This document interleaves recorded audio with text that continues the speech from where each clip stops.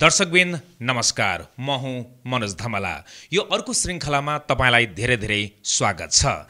आज पनि मसँग हुनुहुन्छ दुखाइ रोग विशेषज्ञ डाक्टर तीर्थराज भण्डारी। आज चाहिँ हामी अनुहारको दुखाइको विषयमा चर्चा परिचर्चा गर्नेछौँ। आउनुहोस् डाक्टर साहबलाई स्वागत गरौँ। डाक्टर साहब स्वागत छ। धन्यवाद। हामीले केही हप्तादेखि दुखाइसँग सम्बन्धित विभिन्न रोगको विषयमा कुराकानी गरिराखेका छौँ र धेरै दर्शकहरूले मन पनि पराइराख्नु भएको छ। टिकटकमा, फेसबुकमा र युट्युबमा अत्याधिक साथीहरूले हेरि पनि राख्नु भएको छ। यसबाट हामी धेरै खुसी पनि छौँ र आज चाहिँ हामीले अनुहारको दुखाइको विषयमा कुराकानी गर्न खोज्दैछौँ। डाक्टर साहब, जस्तो यो अनुहार किन दुख्छ, पहिला त्यहाँबाट सुरु गरौँ न। यो अनुहारको दुखाइ दुख्ने कारणहरू त कुनै पनि दुखाइको धेरै कारणहरू हुन्छ। सामान्यतया अनुहारमा धेरै दुःख दिने समस्यामा चाहिँ सबभन्दा पहिलो भनेको चाहिँ ट्राइजेमिनल न्युराल्जिया हो। ट्राइजेमिनल न्युराल्जियालाई चाहिँ हामीले सुसाइडल पेन पनि भन्छौँ। भनेको त्यति धेरै दुख्छ कि बिरामीलाई नियरली सुसाइडै गरौँ जस्तो गरेर दुख्छ यो ट्राइजेमिनल न्युराल्जियामा चाहिँ। अर्को सिमिलर कन्डिसन फेसमै दुख्ने कन्डिसन अलिकति भेटिने भनेको एटिपिकल फेसियल पेन हो। तर त्यसमा चाहिँ तपाईँको यति सिभियर दुख्दैन, यति बेसरी दुख्दैन। साधारणतया यो दुईवटा कुराले दुख्छ अनुहारकै दुखाइ भनेर भन्दा, तर अनुहारमा अरू पनि स्ट्रक्चर हुन्छ, त्यसलाई पनि हामीले अनुहारकै दुखाइको रूपमा लिन सक्छौँ। अर्को कमनली भनेको यो टिएमजे जोइन्ट भन्ने हुन्छ, यहाँ टेम्पोरोम्यान्डिबुलर जोइन्ट, यो जोइन्टको पेन पनि एकदम कमनली भेटिन्छ। त्यस्तै यो आँखाको वरिपरि दुख्ने, यो चाहिँ साधारणतया तपाईँको माइग्रेनहरूमा पनि भेटिन्छ। र त्यस्तै एउटा ट्राइजेमिनल न्युराल्जिया जस्तै अनुहारमै दुख्ने अझ टाउकोमा दुख्ने कन्डिसन भनेको चाहिँ ट्राइजेमिनल अटोनोमिक सेफाल्जिया भन्छ। त्यसमा चाहिँ धेरै प्रकारको दुखाइहरू छ, तिनले पनि अनुहारमा दुख्ने काम गर्दछ। अब अर्को भनेको चाहिँ तपाईँको यो अनुहारको दुखाइ चाहिँ अब एज अ माइग्रेनको रूपमा पनि, जुन अघि पनि भने एज अ माइग्रेनको रूपमा पनि अनुहार भन्दा नि अझ अलिकति माथि यो टेम्पोरल एरियामा दुख्छ माइग्रेनमा चाहिँ मात्रै। अब यो धेरै दुखाइहरूले चाहिँ तपाईँको अनुहारमा समस्या दिन्छ। अब अरू भनेको कोही यो दाँतहरू झिकेपछि यो लिङ्गुअल न्युराल्जिया भन्ने हुन्छ, त्यो उसमा इन्जुरी भएर यो एरियामा झमझमाउने दुख्ने पनि हुन्छ होइन। अब चोटपटक लाग्दा यो जोइन्टहरूमा प्रब्लम भएर पनि, जुन टेम्पोरोम्यान्डिबुलर जोइन्ट भन्ने, त्यो चोटपटक लाग्दा पनि हुन्छ, नलाग्दा पनि हुन्छ त्यसमा प्रब्लमहरू। हजुर, साधारणतया यिनै कन्डिसनले धेरै दुख्छ, तर अनुहारको दुखाइमा सबैभन्दा धेरै प्रब्लम दिने चाहिँ ट्राइजेमिनल न्युराल्जिया हो। जस्तो डाक्टर साहबले भन्नुभयो यो चाहिँ ट्राइजेमिनल न्युराल्जियाको विषयमा, यो चाहिँ कस्तो खालको अनुहारको दुखाइ हो? यो चाहिँ अब टर्म नै छ, ट्राइजेमिनल न्युराल्जिया भन्छ यसलाई। ट्राइजेमिनल नर्भ भनेको चाहिँ हाम्रो यो ब्रेनबाट निक्लिने ब्रेनबाट 12वटा क्रानियल नर्भ निक्लिन्छ। त्यो मध्येमा यो 5औं नम्बरको क्रानियल नर्भ हो र यसमा चाहिँ 3टा ब्रान्च हुन्छ, त्यही भएर यसलाई ट्राइजेमिनल भनेको। 3टा ब्रान्च हुन्छ। यसलाई चाहिँ हामीले मेडिकल टर्ममा चाहिँ अप्थाल्मिक डिभिजन, म्याक्सिलरी डिभिजन र म्यान्डिबुलर डिभिजन भनेर भन्छौँ। र अर्को भाषामा चाहिँ V1, V2 र V3 भन्छौँ। जस्तै V1 भनेको चाहिँ यो एरियामा सप्लाई गर्छ, जसलाई अप्थाल्मिक पनि भन्ने भयो। म्याक्सिलरी अथवा V2 भनेको यो एरियामा र V3 भनेको चाहिँ यो एरियामा। अब यो न्युराल्जिया भनेको चाहिँ नर्भबाट आउने पेन भए हुनाले न्युराल्जी फर्म लाइक पेन भनेको सर्ट लाइक एकदम छोटो पिरियड करेन्टले झिल्का हाने जस्तो दुख्छ यसमा, त्यही भएर यसलाई चाहिँ न्युराल्जिया भनेको सहन एकदमै गाह्रो हुने खालको दुखाइ हो। यो एकदमै सिभियर इन्टेन्सिटीको दुख्छ यो दुखाइ चाहिँ। र तपाईँको कन्टिन्युस दुखी चाहिँ रहँदैन धेरै जसोमा। यसमा पनि टाइप हुन्छ, टाइप 1 र टाइप 2 भनेर। विशेषतः चाहिँ यो चाहिँ तपाईँको सर्ट टर्म, केही सेकेन्ड म्याक्सिमम मिनट दुख्ने अनि मल्टिपल एपिसोड आउने, भनेको दिनमै पटक पटक दुखिराख्ने आउँछ। र सर्टेन कुराले चाहिँ एकदमै ट्रिगर गर्छ। जस्तै माइग्रेनलाई हामीले केही कुराले ट्रिगर गर्छ भने जस्तै ट्राइजेमिनल न्युराल्जियालाई पनि केही कुराहरूले एकदमै धेरै ट्रिगर गर्छ। त्यसमा चाहिँ कमन भनेको चाहिँ जस्तै कोहीलाई चिसो पानीले मुख धुँदाखेरि एकदमै दुख्छ, दाँत माझ्दाखेरि, खाँदाखेरि, बोल्दाखेरि एकदमै तपाईँको एपिसोडहरू एकदमै धेरै आउँछ होइन। यो यदि तपाईँको चाहिँ केही समय करेन्ट हाने जस्तो हुन्छ, झिल्का हाने जस्तो हुन्छ र तपाईँको चिसो पानी पर्दा, एसीमा बस्दा, खाँदा, बोल्दा चाहिँ करेन्ट हान्छ भने चाहिँ त्यो लाइकली ट्राइजेमिनल न्युराल्जिया हो। ओके। जस्तो यो चाहिँ कस्तो व्यक्तिमा चाहिँ बढी समस्या आउने गर्दछ? यो तपाईँले अहिले भनिरहेको समस्या साधारणतया यो चाहिँ अलि बुढेसकालमै हुने बिमार हो। साधारणतया 50 वर्ष कटेपछि भेटिन्छ र महिलामा बढी भेटिन्छ पुरुषमा भन्दा। जस्तो महिलामा बढी भेटिनुको कारण चाहिँ अब ठ्याक्कै अब यही कारण भन्ने चाहिँ छैन। अब यो ट्राइजेमिनल न्युराल्जियाकै चाहिँ बरु कारण हुन्छन् केही व्यक्तिमा चाहिँ। अब ट्राइजेमिनल न्युराल्जिया चाहिँ युजली चाहिँ तपाईँको जुन ब्रेनमा निक्लिन्छ त्यसको रुट इन्ट्री जोन भन्छ, तपाईँको ब्रेन स्टिमबाट निक्लिने त्यो इन्ट्री जोनमा चाहिँ के हुन्छ भने सर्टेन रगतको नलीहरूले टच गरेर इरिटेट गरेर दुख्ने हुन्छ धेरै जसो बिरामीहरूमा। तर केही व्यक्तिमा चाहिँ त्यो भेटिँदैन। तर धेरै जसोमा चाहिँ तपाईँको नर्भलाई रगतको नलीले छोएर त्यो इरिटेट भएर दुख्ने हो। र केहीमा चाहिँ अन्य रोगको सिम्टमको रूपमा पनि ट्राइजेमिनल न्युराल्जिया आउँछ। त्यो चाहिँ एउटा मल्टिपल स्क्लेरोसिस भन्ने कन्डिसन छ, त्यसमा चाहिँ तपाईँको एज अ रोगको सिम्टमको रूपमा नै आउँछ। त्यो चाहिँ युजली बोथ साइडमा हुन्छ। त्यसमा आउने साधारणतः ट्राइजेमिनल न्युराल्जिया चाहिँ एक साइडमा हुन्छ धेरैको, र मल्टिपल स्क्लेरोसिस भन्ने समस्याले गर्दा भएको ट्राइजेमिनल चाहिँ बोथ साइडमा हुन्छ, दुई साइडमा हुन्छ। र कोही कोहीको चाहिँ त्यो जुन नर्भ निक्लिने एरिया वरिपरि होइन, केही व्यक्तिमा चाहिँ तपाईँको त्यो ब्रेन स्टिममा मासहरू, ट्युमर, क्यान्सर जस्तो फिचरहरू आएर नर्भ छोएर पनि ट्राइजेमिनल न्युराल्जिया लाइक सिम्टम आउँछ। साधारणतः यिनै 3 कन्डिसनले गर्दाखेरि चाहिँ ट्राइजेमिनल न्युराल्जिया हुन्छ र केहीमा चाहिँ कारण भेटिँदैन। यसरी चाहिँ तपाईँको ट्राइजेमिनल न्युराल्जियाको सिम्टम आउँछ। अब यसरी कम्प्रेस हुँदाखेरि चाहिँ तपाईँको त्यो जुन रुट जोनमा जुन एरियालाई धेरै छुन्छ त्यही एरियामा बढी सिम्टम आउँछ। कोहीको V1मा मात्रै आउँछ, यो अप्थाल्मोमा, कोहीमा V2को मात्रै, कोहीको V3, कोहीको V2 V3 दुईटैको आउँछ। व्यक्ति पछि फरक हुने भयो, चाहिँ कहाँ दुख्ने भन्ने चाहिँ फरक हुन्छ। कोहीको 3टैमा पनि दुख्छ। यो चाहिँ व्यक्ति पछि कोहीमा V1 मात्रै हुन्छ, कोहीमा V2 मात्रै हुन्छ, कोहीमा V3 मात्रै हुन्छ, कोहीमा V2 + V3 हुन्छ। तर कमन हुने भनेको चाहिँ V2 मात्रै र V2 + V3 चाहिँ दुखाइको प्रकृति चाहिँ उस्तै रहने भयो। दुखाइको क्यारेक्टर सेम हुन्छ, एरिया मात्रै फरक। यदि V2 छ भने यो एरियामा दुख्छ, V3 छ भने यो एरियामा दुख्छ, V2 V3 दुईटै छ भने यो आँखाभन्दा तल पुरै दुख्छ, V1 छ भने आँखाभन्दा माथि दुख्छ। जस्तो यो ट्राइजेमिनल न्युराल्जिया यो रोग तपाईँको यो अनुहारको दुखाइको यो समस्या चाहिँ अब कसरी पत्ता लगाउन सकिन्छ त? यसलाई कसरी पत्ता लगाउने? एउटा त तपाईँको के मेन चाहिँ डिजिज डायग्नोसिस चाहिँ सिम्टमबाटै हुने हो। जस्तै बिरामीको टिपिकल सिम्टम हुन्छ, अघि भन्यौँ नि, करेन्ट हाने जस्तो केही सेकेन्ड हान्ने, चिसोमा अथवा मुख धुँदाखेरि अथवा दाँत माझ्दा, खाँदा, बोल्दा, निल्दा चाहिँ दुखाइ एकदमै बढ्छ र एकचोटि दुख्दा सर्ट टाइम दुख्छ र कुनै एउटा एरियामा दुख्छ, सधैँ त्यो एरियामा दुख्छ। बुझ्नु भएन? अलि लङ टर्म भएपछि एरिया थपिँदै चाहिँ जान सक्छ। जस्तै सुरु हुँदा V2 मात्र भएको, पछि V2 + V3 हुनसक्छ, पछि त्यो सम्भावना चाहिँ रहन्छ। तर साधारणतया तपाईँ एनालाइसिस गर्नु भने त्यो चाहिँ सधैँ एउटै साइडमा, एउटै एरियामा बढी दुख्छ र यो कुराले प्रेसिपिटेट गर्छ। अब यसकोमा खोज्ने भनेको चाहिँ के कारण छ कि छैन भनेर अहिलेको हामीले भनेको जस्तै ब्रेनमा रगतको नलीले छोएको छ कि छैन, होइन, दुईतिरै छ भने मल्टिपल स्क्लेरोसिस भन्ने समस्या छ कि छैन, र ब्रेनमा कुनै ट्युमरहरू छ कि छैन भनेर मात्रै खोज्ने हो। तर ट्युमरहरू हुँदा अरू सिम्टम पनि आउँछ। ट्राइजेमिनल न्युराल्जिया मात्रै होइन कि अन्य सिम्टम पनि आउँछ ट्युमरमा चाहिँ। मल्टिपल स्क्लेरोसिसमा पनि अरू सिम्टम पनि आउँछ। ट्राइजेमिनल इज अ पार्ट भएर आउने हो ट्राइजेमिनल न्युराल्जिया। प्योर ट्राइजेमिनल न्युराल्जिया चाहिँ साधारणतया रगतको नलीले छोएरै हुन्छ र केहीमा चाहिँ रगतको नलीले नछोइकन त्यो रुट जोनको एरियामा, एनी एरियामा चाहिँ तपाईँको नर्भमा एक्जोनल डिमाइलिनेसन भन्ने हुन्छ। युजली सबैले गर्ने अल्टिमेट नर्भ ड्यामेज जस्तै फिचर हो, इरिटेसन।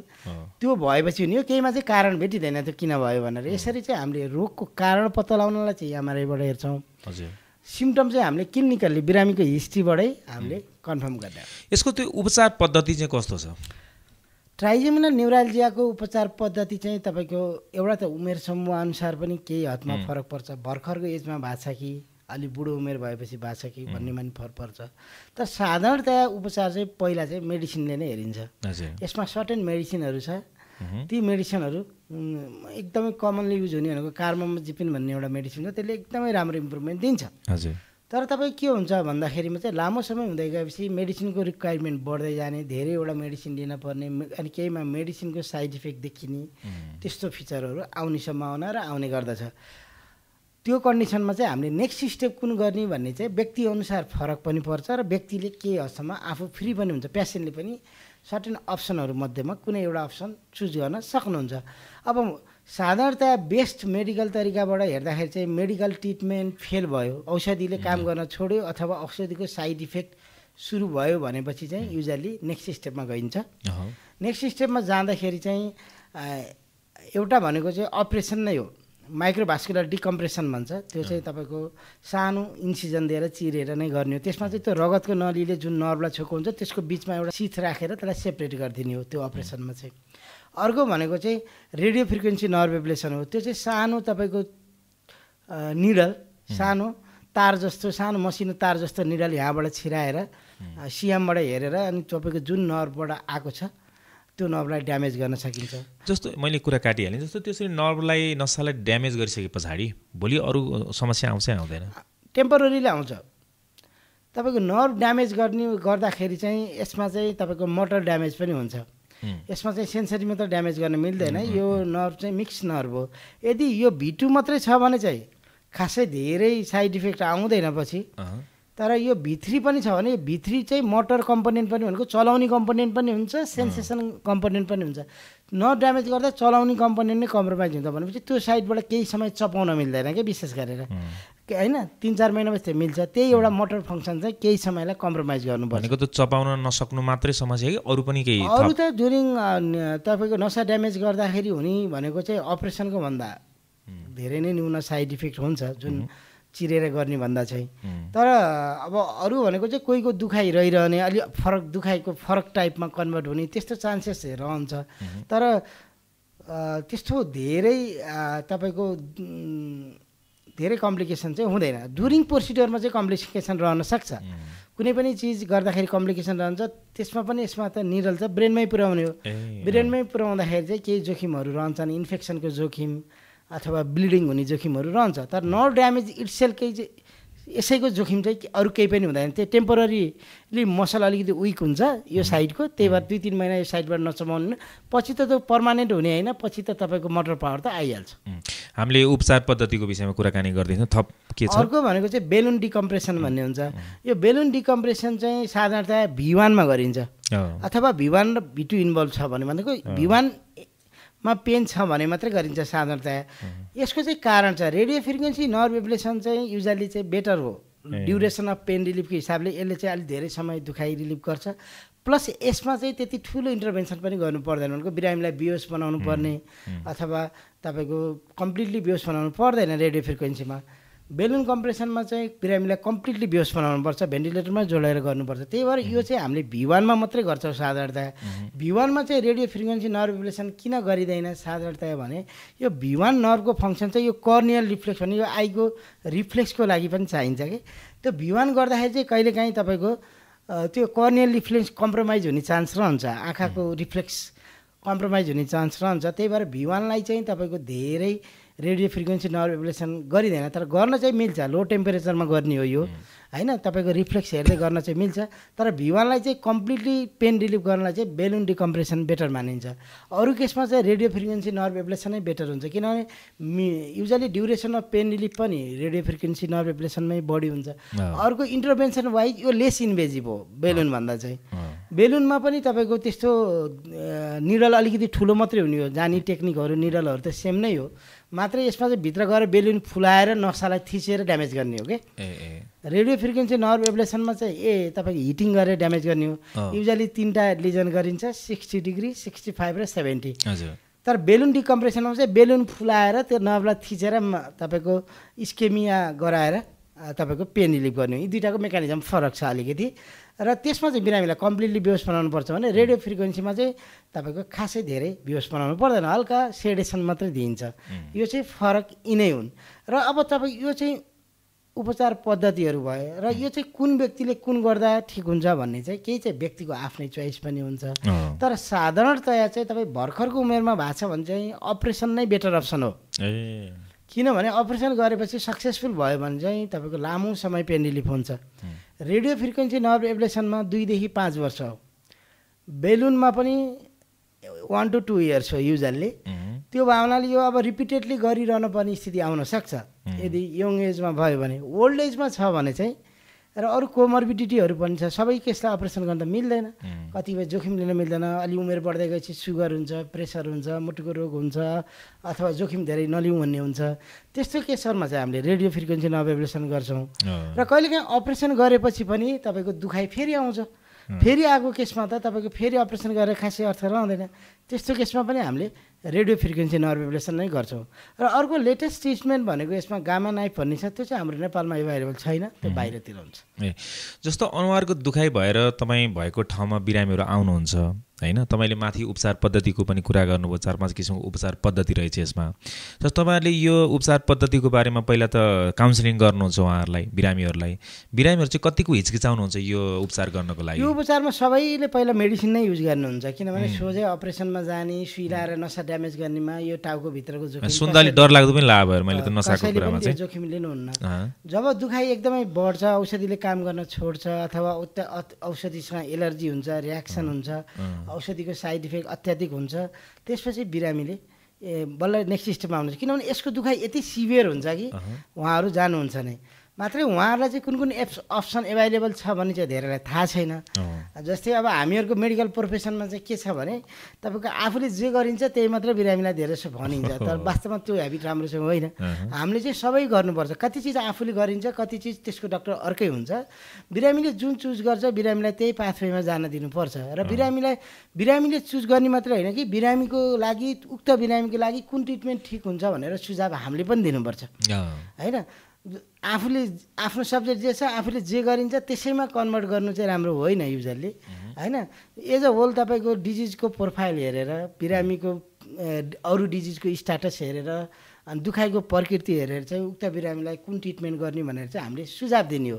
र त्यो ट्रिटमेन्ट आफूले गरिन्छ भने आफैले गर्ने हो गरिँदैन भने जस्तै म पेन फिजिसियन हो जस्तै मैले चाहिँ के गर्छु नर्भ ब्लक गर्छु रेडियो फ्रिक्वेन्सी नर्भ एब्लेसन गर्छु बेलुन डिकम्प्रेसन गर्छु अपरेसन त मैले गर्दिनँ अपरेसन न्युरोसर्जनहरूले गर्नुहुन्छ होइन अब यसरी चाहिँ यो खास टिमवर्क हो व्यक्तिअनुसार कोहीलाई न्युरो सर्जरीको आवश्यकता परेर तपाईँको ट्राइजेमिनल न्युराल्जिया र त्यो जुन भेसलको बिचमा सिथै राख्नुपर्ने हुन्छ यो चाहिँ यङ एजको लागि चाहिँ तपाईँ किताबमा लेखेको वाइज प्रोटोकल वाइज भन्नुहुन्छ भने चाहिँ भर्खरको उमेरको लागि चाहिँ लामो समय पेन रिलिफ गर्नु छ भने चाहिँ माइक्रोभास्कुलर डिकम्प्रेसन नै राम्रो चोइस मानिन्छ यदि दुखाइ धेरै नै छ भने चाहिँ तर तपाईँको के छ उमेर बढ्दै गएको छ भने चाहिँ हामीले radio frequency nerve ablation second best option हो ट्रिटमेन्ट वाइज र V1 डिभिजन जुन माथिको एरिया दुख्छ भने चाहिँ बेलुन डिकम्प्रेसन हो एकदम सजिलो छ र पहिला चाहिँ मेडिसिनले नै ट्राई गर्ने हो धेरै जसोमा जस्तै यङ उमेरमा चाहिँ हल्का फुल्का छ थोरै डोज अफ मेडिसिनले पनि तपाईँको काम गरिरहेछ भने केही वर्ष कुर्न सक्नुहुन्छ तर यो डिजिज चाहिँ कस्तो छ भने युजल्ली तपाईँको पर्मानेन्ट क्योर भएर चाहिँ जाँदैन कि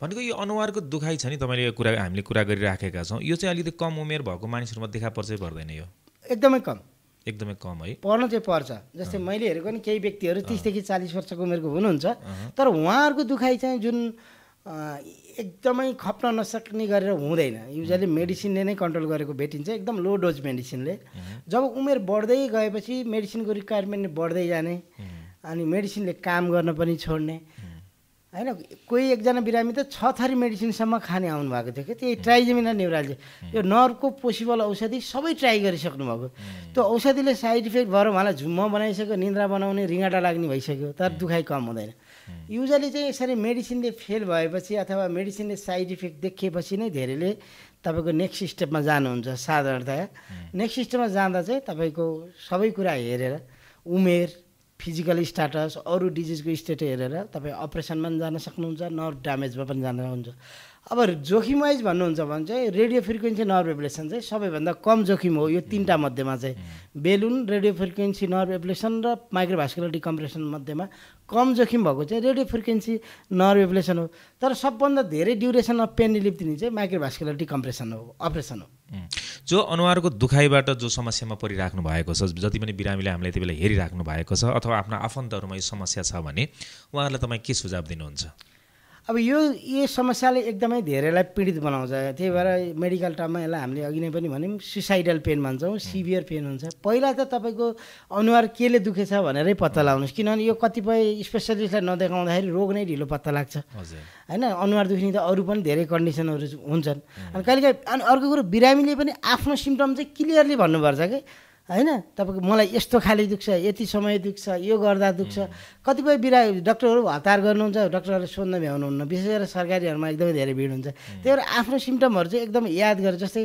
विदेशतिर चाहिँ के हुन्छ भने होइन विशेष गरेर युरोप अमेरिकातिर चाहिँ बिरामीले सबै लेखेर जानुहुन्छ कि केही नछुटोस् भनेर समस्याहरू दुख्दा कति समय दुख्छ कस्तो खाले दुख्छ मलाई के गर्दा दुखेको थियो के गर्दा सजिलो भएको थियो युजली जुनसुकै डिजिजमा पनि एउटा डायरी जस्तो एउटा टिपेर लिएर जाने हो कि खास अनि गएर सर र भन्ने हो त्यो भए पनि भनेपछि तपाईँको युजली डायग्नोसिस मिस हुँदैन बुझ्नु होइन अनि मेन त पहिला डायग्नोसिसै हुनु पऱ्यो त्यसपछि तपाईँको कहिलेकाहीँ अब कारण खोज्नुपर्छ कारण खोज्नको लागि तपाईँको ब्रेनको एमआरआईहरू हेर्नुपर्ने हुन्छ किनभने कहिलेकाहीँ तपाईँको नसोचेको रोगहरूले यो नर्भलाई भित्र छोयो भने ट्राइजेमिनल न्युराल्जिया भएर दुख्छ त्यो भावनाले एमआरआई गरेर हेर्नु पऱ्यो। त्यसपछि तपाईँको सबै ठिक छ भने चाहिँ कुन ट्रिटमेन्ट, अब भेसलले एकदमै धेरै छ, भेसलै कज हो, उमेर भर्खरको छ भने अपरेसनमा जान पनि हिचकिचाउनु हुँदैन केही केसमा।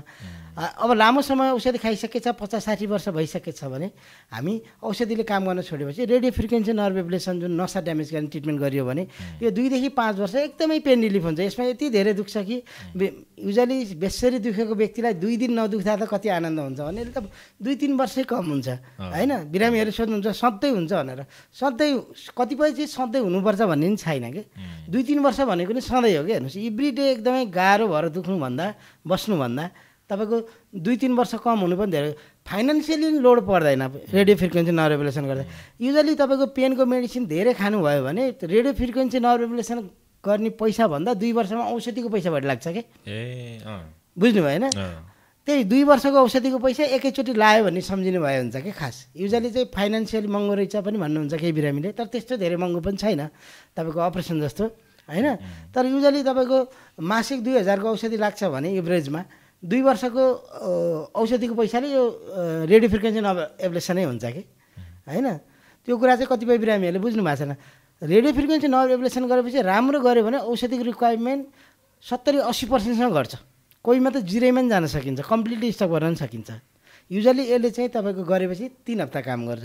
र सबैलाई चाहिँ रेडियो फ्रिक्वेन्सी ट्रिटमेन्ट पनि होइन भन्ने नि बुझ्नु पऱ्यो क्या बिरामीले। यदि तपाईँको V1 छ भने चाहिँ बेटर चाहिँ बेलुन डिकम्प्रेसन हो, तर V2 V3 छ भने चाहिँ बेटर रेडियो फ्रिक्वेन्सी नर्भ एब्लेसन हो टिल नाउ अहिलेसम्मको। र तपाईँ भर्खरको उमेर हुनुहुन्छ, सबै कुरा छ भने चाहिँ र भित्र रगतको नलीले राम्रैसँग छोएको छ भने चाहिँ माइक्रोभास्कुलर डिकम्प्रेसन हो। मलाई एउटा कुरा सोध्न मन लाग्यो, तपाईँले उपचार पद्धतिको यो चाडट विषयमा तपाईँले कुरा गरिराख्दाखेरि जस्तो रेडियो फ्रिक्वेन्सीकै थ्रुबाट तपाईँको अनुहारको दुखाइलाई त्यसरी अथवा नसालाई ड्यामेज गरेर एकचोटि उपचार गरियो, 2 वर्षसम्म ठिक भयो मानौँ, अथवा 3 वर्षसम्म ठिक भयो, 3 वर्षपछि फेरि त्यही समस्या दोहोरियो भने त्यसको प्रविधि के हुन्छ, कुन पद्धति गर्न मिल्छ, त्यही तरिकाबाट गर्न मिल्यो, त्यही तरिकाले गर्न। हस्, समयको लागि धन्यवाद। हस्, धन्यवाद। दर्शकवृन्द, आजको श्रृङ्खला तपाईँलाई कस्तो लाग्यो? हामीलाई विश्वास छ आजको यो कुराकानीबाट तपाईँले पनि केही न केही ज्ञान प्राप्त अवश्य गर्नुभयो। अर्को श्रृङ्खलामा अर्को रोगसँग सम्बन्धित विषयमा कुराकानी अवश्य पनि गर्नेछौँ। आजको श्रृङ्खलाबाट बिदा दिनुहोस्। नमस्कार।